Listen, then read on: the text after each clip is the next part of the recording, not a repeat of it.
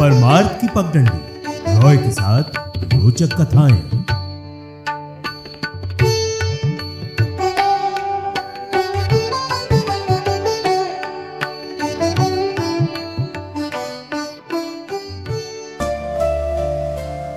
गुरु कृपा ही केवलम।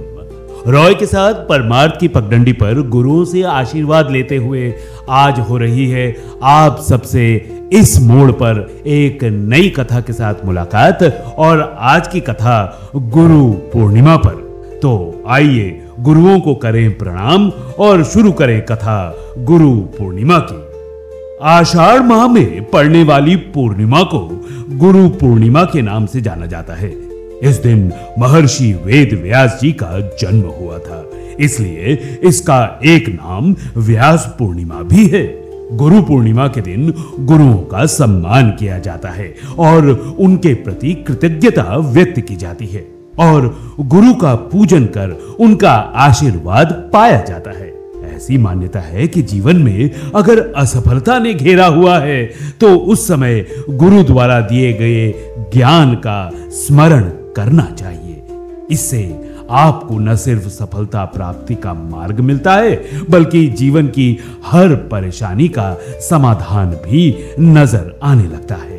प्राचीन काल में एक बहुत ही ज्ञानी और तपस्वी ऋषि थे जिनका नाम था पराशर मुनि। एक बार वे यमुना नदी के किनारे से जा रहे थे, तभी उन्हें नदी पार करने की आवश्यकता हुई। वहां उन्होंने एक सुंदर युवती को देखा जिसका नाम सत्यवती था। सत्यवती मछुआरे की पुत्री थी और नाव चलाने का काम करती थी। पराशर मुनि सत्यवती की सुंदरता से मोहित हो गए और उन्होंने सत्यवती से विवाह का प्रस्ताव रखा। सत्यवती ने मुनि को अपनी समस्या बताई कि उसके शरीर से मछली जैसी गंध आती है जिसके कारण उससे कोई विवाह नहीं करता। पराशर मुनि ने अपनी तपस्या के बल से सत्यवती को यह वरदान दिया कि उसके शरीर से कभी भी दुर्गंध नहीं आएगी बल्कि उसके स्थान पर सुगंध ही सुगंध आएगी। इसके बाद सत्यवती और पराशर मुनि का विवाह हुआ। उन्हीं के संयोग से एक तेजस्वी बालक का जन्म हुआ जो एक द्वीप पर पैदा हुआ था, इसलिए उनका नाम कृष्ण द्वैपायन पड़ा। उनका रंग सांवला होने के कारण कृष्ण और द्वीप पर जन्म होने के कारण द्वैपायन कहलाए। बड़े होकर यही बालक परम ज्ञानी और तपस्वी बने। उन्होंने वेदों को 4 भागों में बांटा, ऋग्वेद, यजुर्वेद, सामवेद और अथर्ववेद। वेदों का विभाजन करने के कारण उन्हें वेद व्यास के नाम से जाना जाने लगा। वेद व्यास जी ने केवल वेदों का विभाजन ही नहीं किया बल्कि उन्होंने महाभारत जैसे विशाल महाकाव्य, 18 पुराणों और ब्रह्म सूत्रों की भी रचना की।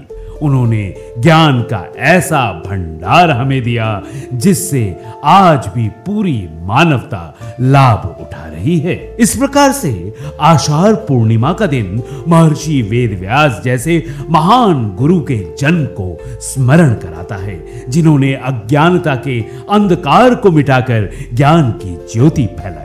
यही कारण है कि ये दिन गुरुओं के प्रति हमारी श्रद्धा और सम्मान व्यक्त करने के लिए गुरु पूर्णिमा के रूप में मनाया जाता है। बौद्ध धर्म में ये दिन सारनाथ में ज्ञान प्राप्ति के बाद भगवान गौतम बुद्ध के प्रथम उपदेश का प्रतीक है और गुरु पूर्णिमा जैन धर्म में वो दिन है जब भगवान महावीर अपने प्रथम शिष्य को दीक्षा देकर गुरु बने थे।